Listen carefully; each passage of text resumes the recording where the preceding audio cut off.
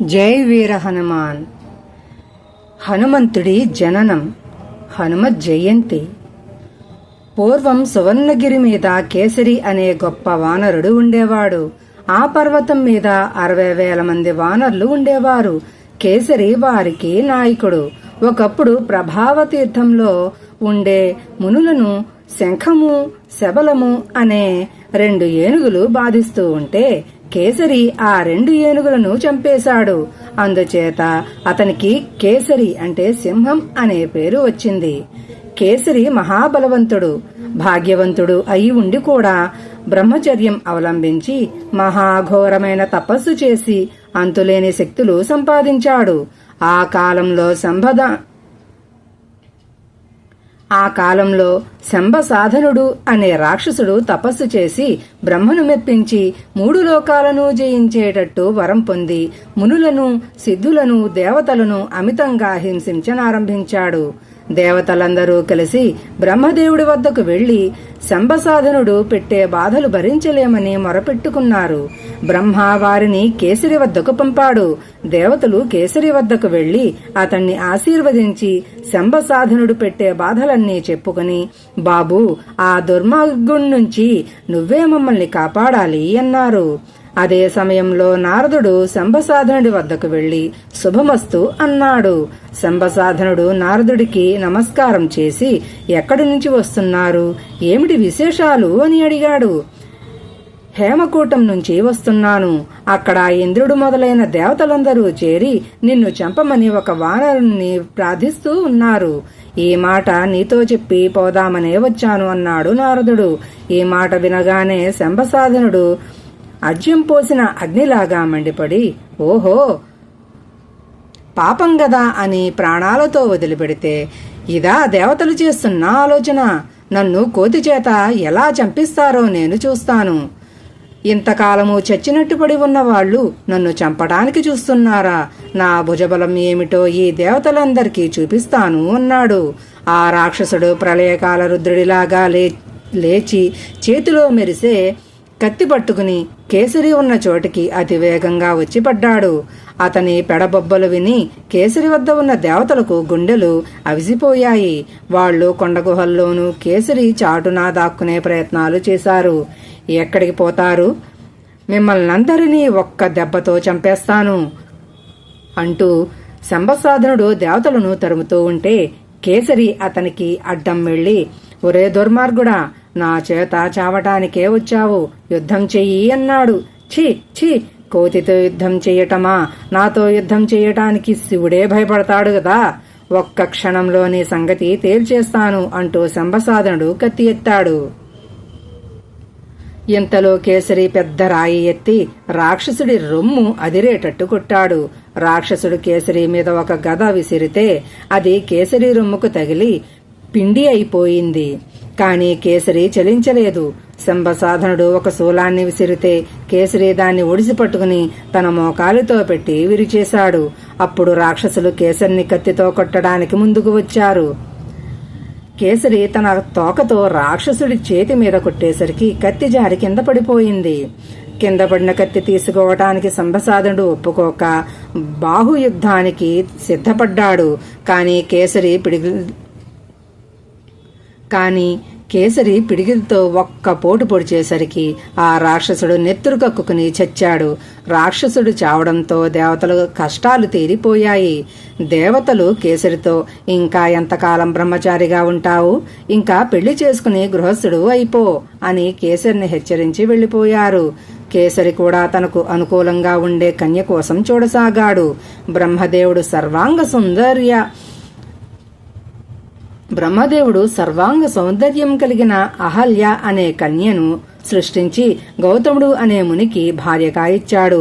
కొంతకాలానికి వారిద్దరికి అంజన అనే కూతురు పుట్టింది. అంజన పూర్వజన్మలో ఒక విద్యాధరుడి కూతురు. ఆమె గొప్ప గాయకురాలు. అందుచేత ఆమెకు సుకంఠి అనే పేరు వచ్చింది. ఆమె ఒకసారి తన చెలికత్తెలతో హిమాలయానికి వెళ్లి అక్కడ ఒక సరోవరంలో జలకాలాడి అక్కడ ఒక సరోవరంలో జలకాలాడి ఒక చెట్టు కింద ఉండగా అగ్నిహోత్రుడు అటుపోతూ కనిపించాడు. అతన్ని చూసి సుఖంటి నవ్వింది. అగ్నికి కోపం వచ్చి వచ్చే జన్మలో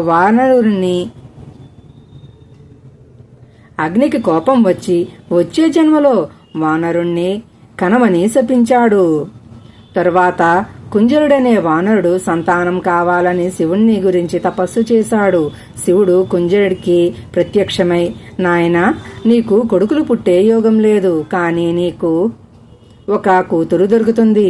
ఆ చక్కని పిల్లకు నా అంశన లోకోత్తరుడైన కొడుకు పుట్టి నీ వంశాన్ని ఉద్ధరిస్తాడు అని చెప్పాడు.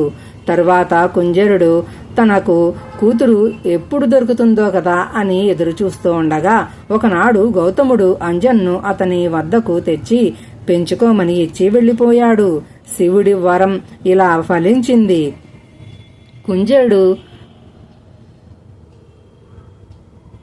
కుంజరుడి సంతోషానికి అంతులేదు. అంజన త్వరలోనే తన అసలు తల్లిదండ్రులను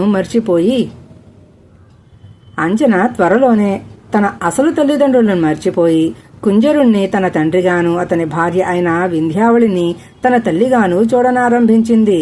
క్రమంగా ఆమెకు యుక్త వయసు వచ్చింది. కుంజరుడు ఆమెకు వివాహం చేసే ఆలోచన ఆరంభించాడు. ఈ లోపల కేసరి అంజన అందం గురించి పాట గురించి విని ఆమెను చూడటానికి బయలుదేరి వచ్చి ఆమె వనవిహారం చేస్తుండగా చూశాడు. ఆమె బంగారు శరీరఛాయ అందము చూసి కేసరికి అమిత ఆశ్చర్యం కలిగింది. ఆమె తనను వరించేటట్టుంటే ఇంకేది అనిపించింది. అంజనకు కూడా కేసరిపైన మోహం పుట్టుకొచ్చింది. కాని ఆమె ఆ విషయాన్ని తన చెలికత్తలకు తెలియనీయకుండా వనవిహారం కట్టిపెట్టి ఇంటికి వచ్చేసింది. కేసరి మన్నాడు తన ఆప్తులతో అంజన తనకు నచ్చిందని చెప్పి ఆమెను తాను పెళ్లాడే మార్గం ఏమిటని అడిగాడు. కుంజరుడు మనకు బంధువు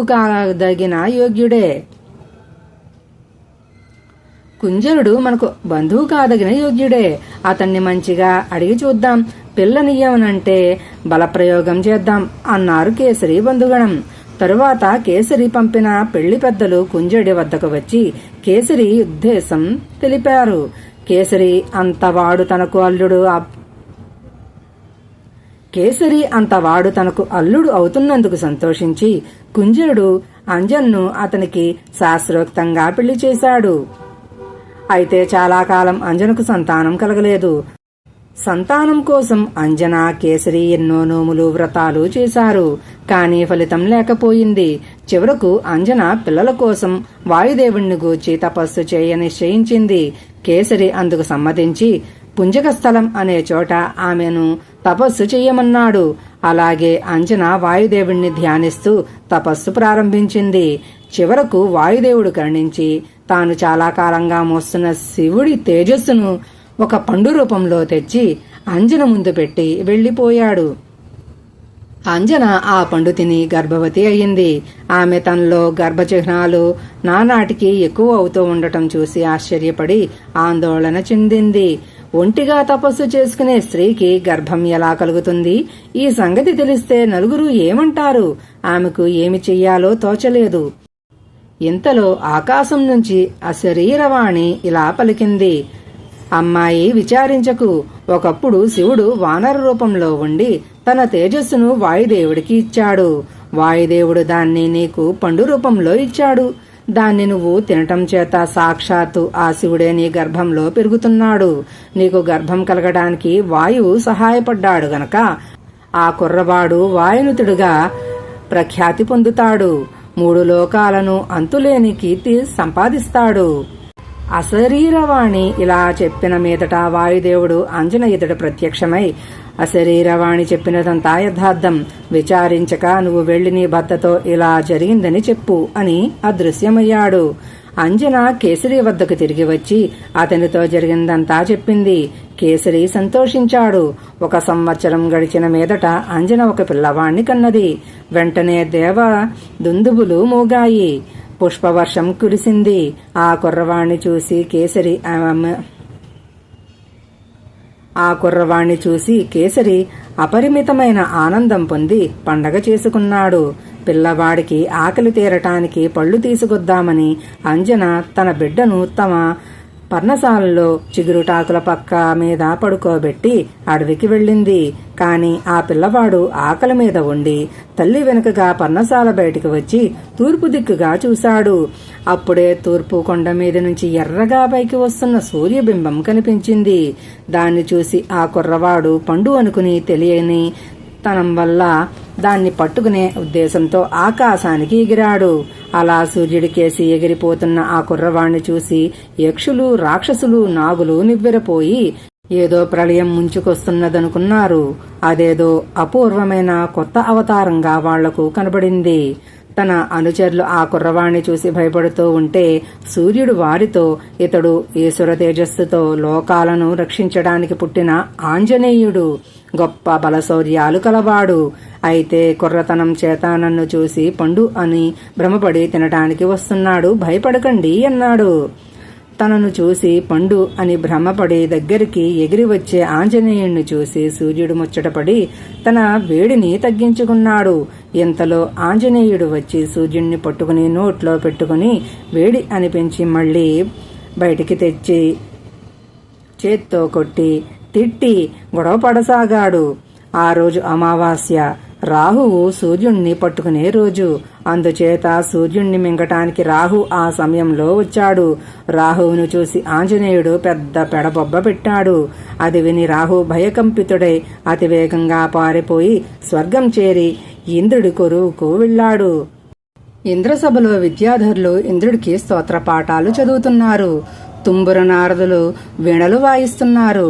అప్సరసులు నాట్యం చేస్తున్నారు. ఇంద్రుడు చింతామణి పీఠం మీద వైభవంగా కూర్చుని ఉన్నాడు. రాహువు ఇంద్రుణ్ణి చేరి, నీకేం, నువ్వు హాయిగా ఆటలతో పాటలతో కాలం గడుపుతూ ఉన్న మతి కూడా పోగొట్టుకున్నావు అన్నాడు. అదేమిటి అన్నాడు ఇంద్రుడు. ఇవాళ పర్వదినం కదా, సూర్యుణ్ణి పట్టుకుందామని నేను వెళ్లేసరికి నాకు శత్రువుగా మరొక రాహువు దాపరించి సూర్యుణ్ణి పట్టేశాడు. సూర్యుణ్ణి, ఇంద్రుణ్ణి పట్టడానికి ఇంకో రాహువు ఉంటే నేను దేనికి అన్నాడు రాహువు. ఇంద్రుడు నివ్వెరపోయి, ఏమిటి, ఇంకొకడెవడో వచ్చి సూర్యుణ్ణి పట్టాడా?